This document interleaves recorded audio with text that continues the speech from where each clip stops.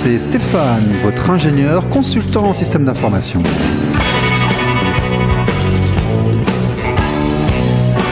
Bonjour, c'est RLP Business. Bonjour et bienvenue sur RLP Business, un nouveau direct depuis les studios de RLP 102.3, depuis le stade Parrot à Coulommiers-Chamiers, en bordure de Périgueux. RLP Business, l'émission sur l'entreprise, le management, le commercial, l'économie en Périgord et ailleurs. Alors aujourd'hui, artisan du bâtiment, bâtir sa boîte, un chantier qui vaut le coup. Nous recevons du gros, du lourd, on y va carrément. C'est la CAPEB, le syndicat patronal de l'artisanat du bâtiment. Organisation professionnelle s'il en est, avec pour nous le président Jean-Louis Benoît. Monsieur, bonjour. Bonjour. Bonjour, merci d'être revenu. capeb24.com, accompagné par la secrétaire générale et qui met en place le dispositif CréArtBat, Magali Tournier. Madame Tournier, bonjour. Bonjour. Bonjour. Eh bien écoutez, aujourd'hui nous parlons entrepreneuriat, nous parlons bâtiment, nous parlons artisan, nous parlons se mettre à son compte. Ce sont les actualités, la chronique de la semaine. Ne bougez pas, c'est juste après ça.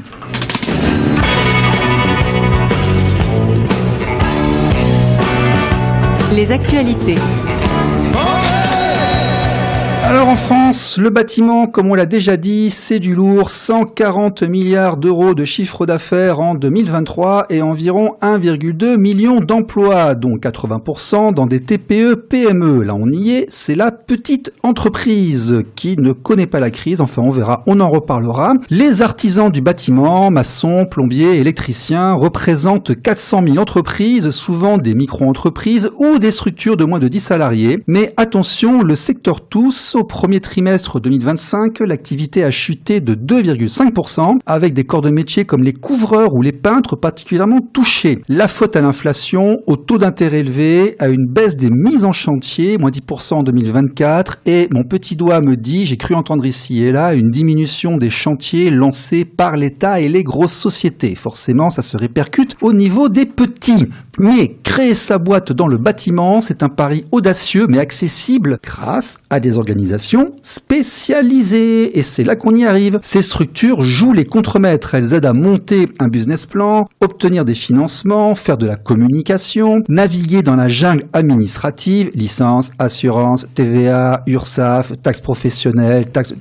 Par exemple, un artisan qui lance sa TPE a besoin d'un investissement initial de 15 000 à 50 000 euros par an, ça dépend. Il faut voir, ce n'est pas que du service, il y a aussi du matériel et des outils, mais il peut viser un chiffre d'affaires à 6 chiffres s'il est bon dès la première année.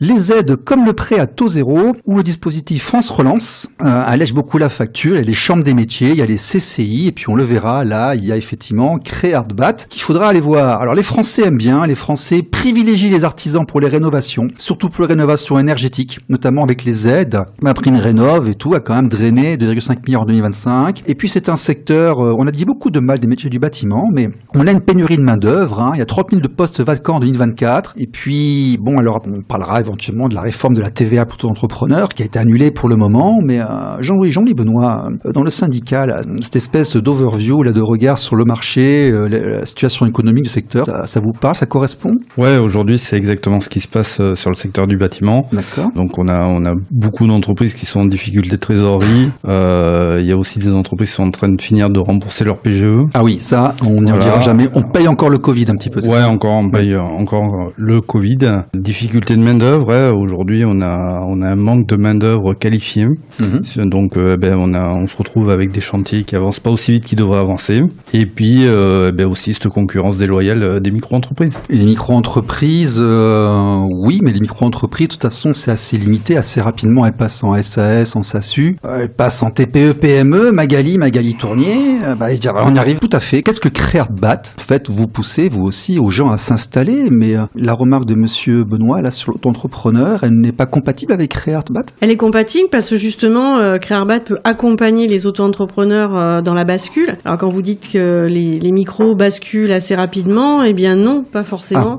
Elle s'installe dans ce dispositif qui n'est pas pérenne, qui n'est pas très rentable. Quand on regarde les chiffres et quand on leur explique par A plus B les cotisations qu'ils payent, la récupération de TVA qu'ils n'ont pas, on s'aperçoit que c'est pas rentable dans le bâtiment, je précise, dans le bâtiment, puisqu'il y a quand même beaucoup d'achats de matières premières dans le bâtiment.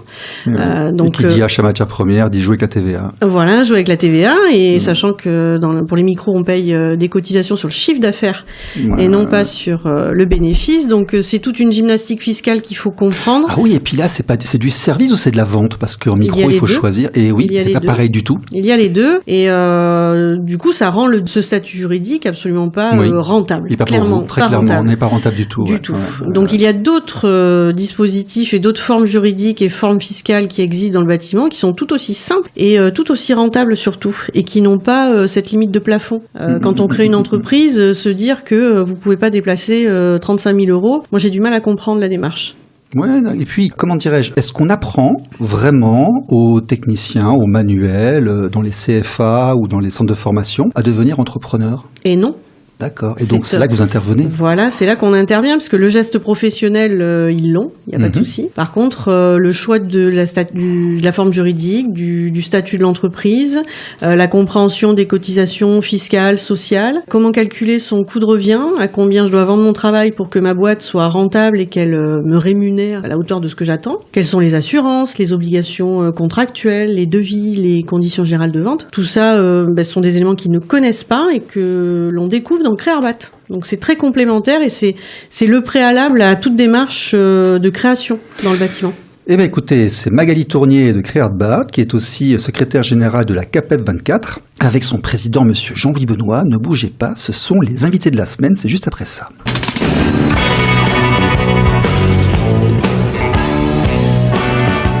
L'invité de la semaine. Jean-Louis Benoît, CAPEB 24, organisation professionnelle. Qu'est-ce que ça veut dire CAPEB? Confédération artisanale des petites entreprises du bâtiment. D'accord. Alors expliquez-nous très clairement, qu'est-ce que c'est qu'un syndicat patronal de l'artisanat du bâtiment? Ça sert à quoi? Comment ça marche? Alors aujourd'hui, c'est simple, c'est une évidence pour une entreprise. On devient chef d'entreprise, on décide de monter sa boîte et on se retrouve devant des contraintes, comme vient de le dire Magali, au sujet de Créarbat, des conditions générales de vente pour être carré dans les devis, avoir les bonnes formules sur les devis. Pour monter en technicité de nos métiers, il nous faut des formations. Donc aujourd'hui, la CAPEB propose tout ça, un soutien juridique aussi pour quand on commence à avoir des salariés. Qui dit salariés dit aussi des réponses à des questions des salariés. Donc voilà, on peut s'appuyer sur la CAPEB Dordogne. D'accord. CAPEB Dordogne, vous avez combien d'adhérents? 740 adhérents. Oui, en Dordogne, mais je crois que au niveau national, vous en avez beaucoup plus. 61 000. Oui, donc c'est un syndicat qui est relativement présent. Quel est l'intérêt d'avoir un syndicat d'entrepreneurs? Tout simplement, c'est une sûreté pour l'entrepreneur, quoi. Oui. Souvent, les entreprises vont se dire mon comptable a la réponse. Et non, pas forcément. Je suis pas d'accord avec ça. D'accord. Je dirais plutôt que le comptable, c'est tout ce qui est chiffres. Chiffres pour l'entreprise. Après, tout ce qui est le service, les formations, le juridique, tout ça, il faut s'appuyer sur un syndicat comme la CAPEB. Alors, si on pense syndicat, généralement, on pense réseau, on pense entraide, on pense aussi négociation. Bien sûr. Là, en tant qu'entrepreneur, les gens ont du mal à comprendre qu'est-ce que c'est qu'un syndicat de patron. On va déjà rappeler aux gens que lorsqu'on a une TPE ou une PME, on n'est pas un grand patron du CAC 40. On reste des gens du peuple, de rien. C'est la grosse nouveauté par rapport au schéma il y a 200 ans. Parce que ça n'existait pas forcément à l'époque. Mais bon, vous allez négocier quoi avec qui? On négocie plein de choses avec plein de monde. Oui. Voilà. Notamment les grilles de salaire, donc les négociations paritaires. D'accord. Où on va négocier les augmentations de salaire. On a aussi les qualifications, donc tout ce qui est Qualibat, où on va partir sur toutes les normes ISO, les normes d'isolation. Les dossiers de qualification surtout, où on va être présent pour que les entreprises aient leur dossier de qualification carré, pour que ça soit tout le monde pour pareil, et plein de choses comme ça. D'accord. La formation, vous allez rentrer dans la formation? Ah oui, bien sûr, la formation c'est un gros domaine, surtout à la CAPEB Dordogne, Oui. où on propose multiples formations, mais c'est Magali qui vous en parlera le mieux. D'accord, écoutez, Magali Tournier, voilà, c'est parfaite transition.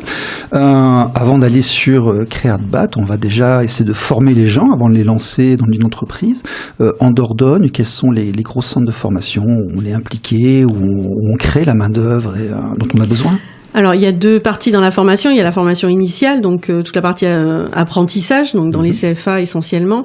Et nous, ce que l'on promeut en tant qu'organisation patronale, c'est la montée en compétences tout au long de la vie professionnelle. Les métiers évoluent. Donc les artisans et leurs salariés doivent évoluer.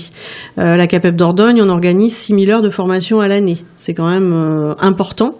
Donc on les forme sur des métiers techniques, pompe à chaleur, les démarches de qualification RGE, la santé-sécurité, l'habilitation électrique, sauveteur secouriste, la IPR, etc., les CACES. Et après, on forme aussi sur la montée en compétences en gestion, sur le calcul du coût de revient, sur le management, pour ceux qui veulent recruter leurs premiers salariés, connaître les nouvelles les obligations d'employeur. Donc on est sur une vraie montée en compétences tout au long de la vie du chef d'entreprise. Donc il y a la formation initiale. Oui. Les CAP, les CFA. En Dordogne, ce sont quels noms? Ils sont où?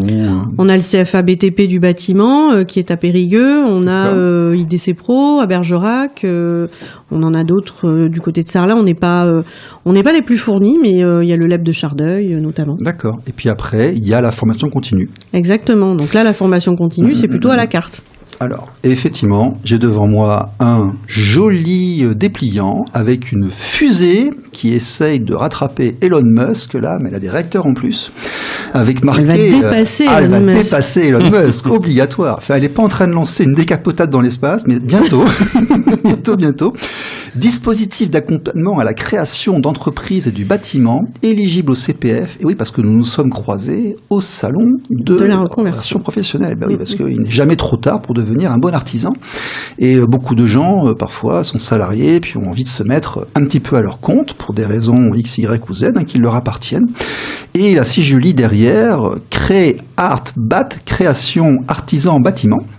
C'est construire votre statut juridique et fiscal, vos prix de vente, la rédaction de vos devis, vos taux de TVA, les achats de vos matériaux, vos assurances, vos qualifications, votre communication. 2 jours à Marsac-sur-l'Île, 280 € net, éligible au CPF. Je suppose que c'est TTC. Oui. Voilà, avec information auprès de la CAPEB. Alors, on ne fait pas créartbat.fr, on va sur le site de la CAPEB 24. Exactement. D'accord. Mais écoutez, d'où vient cette idée? Pourquoi est-ce qu'il y a eu besoin de mettre en place ce dispositif CréArtBat avec la communication qui va autour? C'est pour pallier au manque de main-d'œuvre? Non, tout simplement, en 2019, le stage préparatoire à l'installation qui était obligatoire dans les chambres de métiers est devenu facultatif. Donc, mon rôle en tant que secrétaire général a été d'alerter mes élus, artisans du bâtiment, en leur disant qu'est-ce qu'on fait pour nos ressortissants du bâtiment? On va pas leur apprendre le geste professionnel, mais par contre, la gestion, calculer son coût de revient, les obligations légales et fiscales, qui est-ce qui leur dit? Donc on a décidé, le conseil d'administration a donné carte blanche pour créer un dispositif unique en France. Donc la CAPEB a créé en 2019 CréArtBat, c'est une marque déposée par la CAPEB Dordogne qui aujourd'hui est déployée dans environ une 50aine de CAPEB en France que l'on a mis à disposition pour accompagner les créateurs du bâtiment dans la création d'entreprises. Voilà. Aujourd'hui, on a formé 350 porteurs de projets depuis 2019. Oui, c'est très honorable, mais ça veut dire qu'effectivement, vous n'êtes pas là pour forcément pousser les gens à se mettre à leur compte, vous êtes là pour accompagner des gens qui, déjà au départ, le faisaient, mais peut-être pas comme il le faut. C'est ça, en fait, dans l'esprit ? Il y a un petit peu de tout. Alors effectivement, on n'est pas là pour enjoliver le métier d'entrepreneur, puisque ça n'est pas simple, le métier d'entreprendre. Mais on est là pour leur apprendre les règles et les réglementations du chef d'entreprise. Donc après, ils font leur choix. Est-ce qu'ils y vont ou est-ce qu'ils y vont pas finalement? S'ils y vont, on continue de les accompagner. S'ils souhaitent ne pas constituer leur entreprise, On a besoin dans nos entreprises de salariés, donc il n'y a aucun souci, ils trouveront du travail de suite. Je veux dire, vous n'êtes pas mandaté uniquement pour leur dire les règles, être sûr qu'ils filent le droit. Vous êtes là aussi pour les aider, leur aider à faire des factures et puis à trouver des clients, à étudier le marché. On est là pour leur faire prendre conscience que quand on monte une entreprise, c'est pas pour faire n'importe quoi. D'accord. Parce qu'on... Donc, il y a une notion de cadrage. Il y a une notion de cadrage et de sensibilisation. Ils interviennent chez des particuliers, chez des personnes âgées. C'est souvent les travaux d'une vie qu'ils réalisent pour leurs clients avec des sommes financières assez importantes. Donc il y a une responsabilité qui est liée à ça. Il y a des normes, des DTU qu'il faut respecter. Mais au-delà de ça, on leur explique que l'entreprise doit les rémunérer à juste valeur, qu'ils doivent prendre du plaisir dans leur métier de chef d'entreprise et être fiers de ce qu'ils font. D'accord. Donc on les sensibilise plutôt là-dessus. Ok. Et on les guide aussi, cette formation sert à les guider aujourd'hui. On est en France, des statuts juridiques, il y en a plein, SAS, SARL, EURL, EIRL, voilà, on a des formes juridiques dans tous les sens. Donc cette formation-là sert aussi à choisir toute cette bonne forme juridique qui sera adaptée aux créateurs, et de là, on les aide à avancer. Après, devenir chef d'entreprise, c'est se lever tous les matins, encore plus tôt que quand on est salarié, et se coucher et débaucher plus tard que quand on était salarié. Comment devient-on président d'un syndicat patronal ? J'avoue, est-ce que vous étiez entrepreneur ? Ah oui. Est-ce que vos parents étaient entrepreneurs ? Oui. Donc culturellement, sociologiquement, déjà, dans la famille, vous étiez entrepreneur, vous l'êtes devenu aussi, vous avez fait un passage en salarié ou vous êtes passé entrepreneur directement ? Alors moi, j'ai une entreprise de peinture, d'isolation et de carrelage et j'ai 7 salariés et un apprenti aujourd'hui. Vous pouvez la citer ? Voilà, oui, c'est l'entreprise Jean-Louis Fils. D'accord. Et du coup, c'est une entreprise familiale où j'ai rejoint mon papa en 2004. Qui était juste peintre avec 2 salariés. Donc j'ai rejoint cette entreprise et puis donnant volant, j'ai donné tout ce que je pouvais donner pour faire avancer cette entreprise et puis je l'ai reprise en 2016. D'accord. Seul, où mon papa est parti à la retraite et moi j'ai... Reprise d'entreprise, il y a aussi un sujet. Ouais, tout à fait. Ouais. Même si vous avez passé un temps à l'intérieur, parce que c'était votre papa, c'est quand même un sujet. Voilà. Moi j'ai eu la chance d'avoir un super papa parce que on s'entendait très bien et tout déroulait.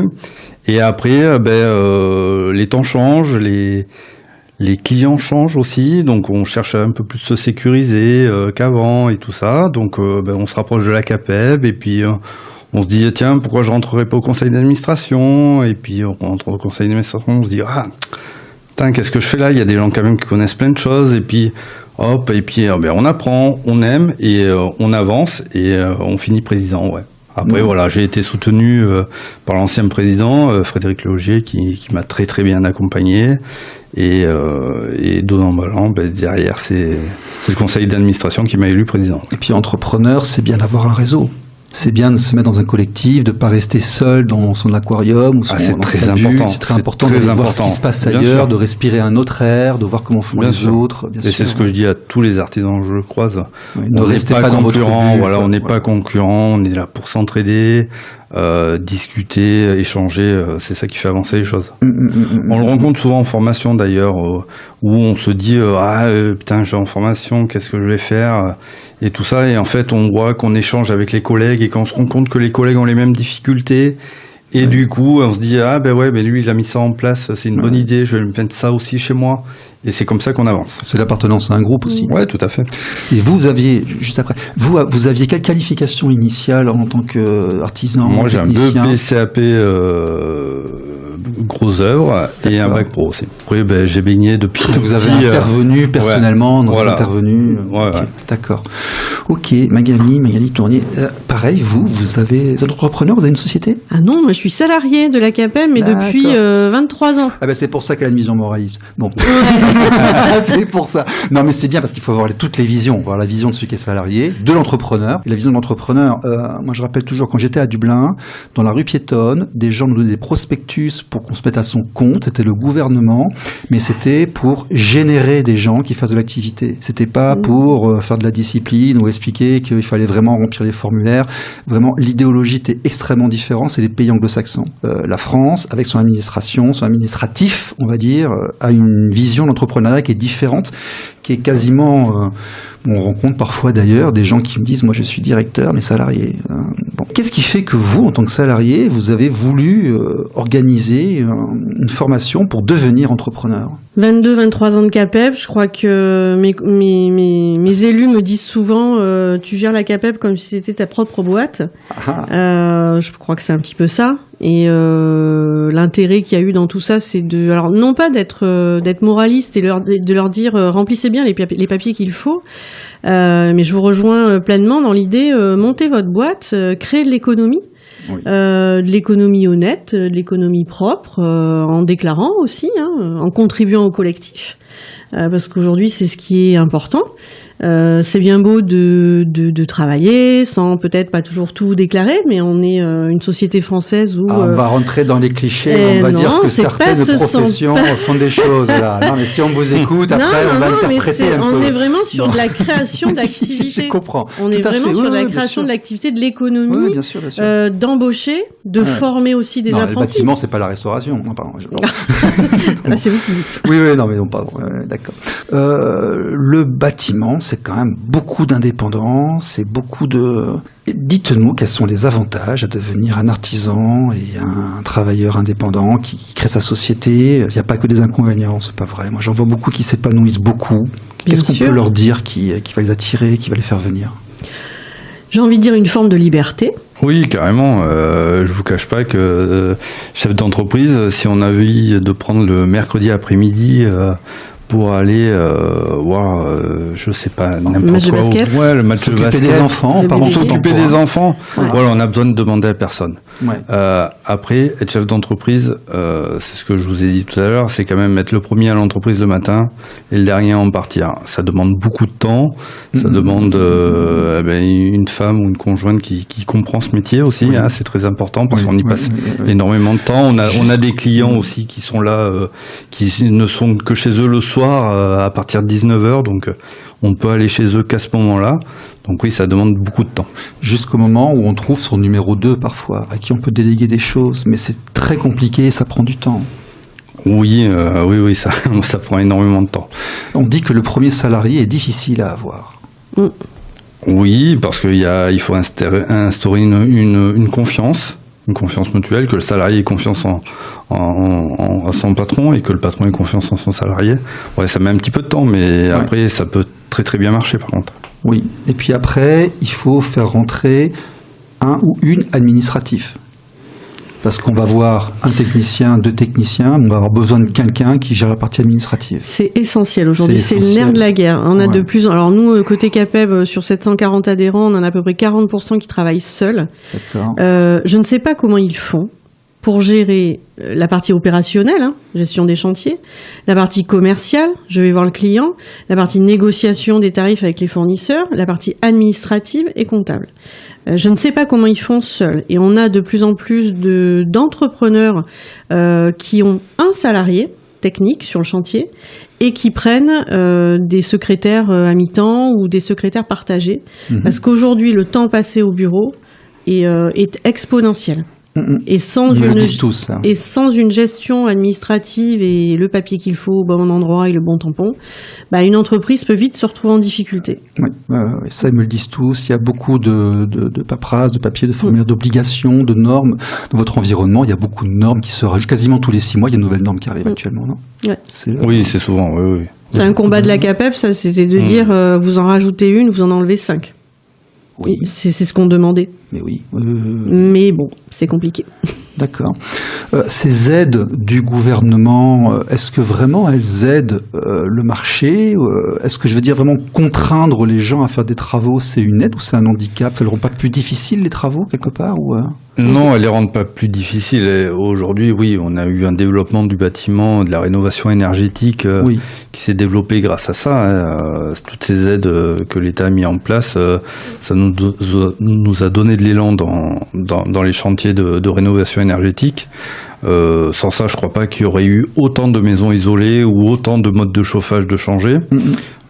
Contrairement, après, c'est une grosse difficulté pour nous artisans parce que les aides, il faut souvent les attendre.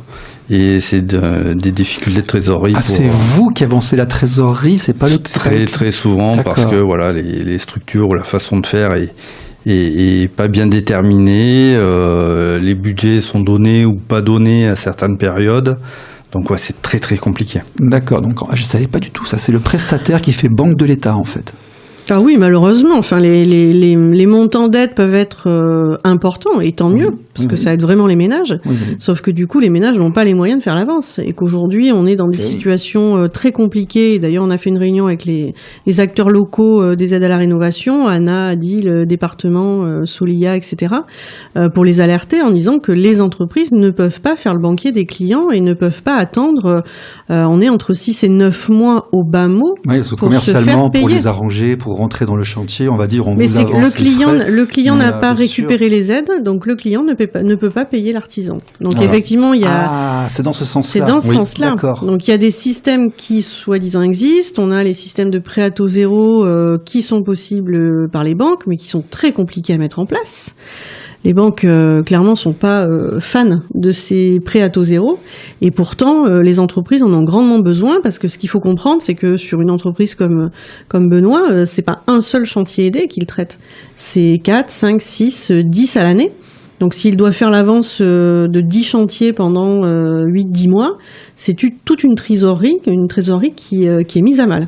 Oui, qui est facturée par la banque. Exactement. Oui, facturée par la banque. Et puis, on a réglé nos matériaux, on a réglé nos salariés, bien sûr. On a payé nos charges, bien sûr. Et de là, il y a encore 3 mois comme ça où on attend encore que notre chantier soit réglé. Donc bien c'est sûr. Très compliqué. Non, ça je comprends. Ok, donc oui, donc les aides c'est bien, mais c'est pas la panacée non plus, quoi. Okay. Ouais, il faut faire très attention. Ouais. Ok, bon, le secteur du bâtiment.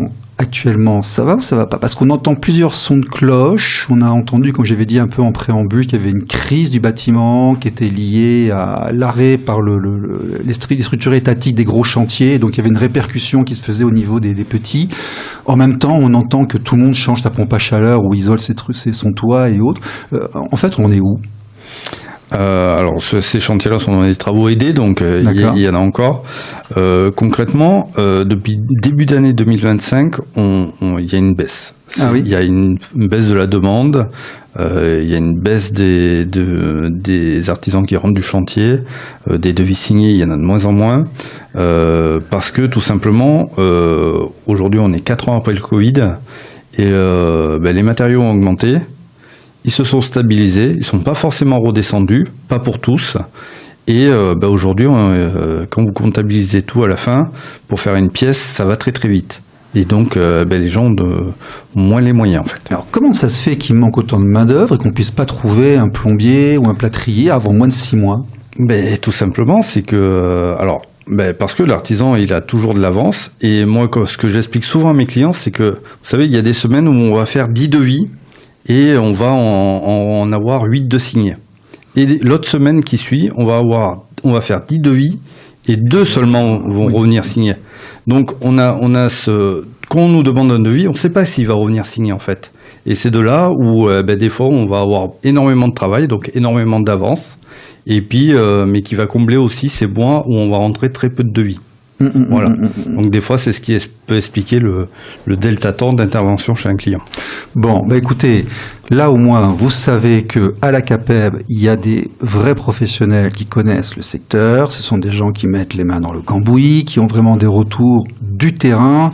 Vous avez Magali qui tient son truc. Là, je pense que vous pouvez la voir. Elle va vous dire... Elle avait passé du monde. Voilà. Qu'est-ce qu'on peut vous souhaiter là dans les mois, les années qui viennent?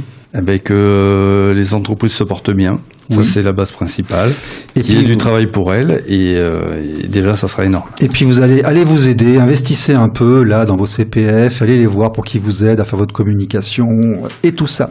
À tout le monde, à la semaine prochaine, au revoir. Au revoir. Au revoir.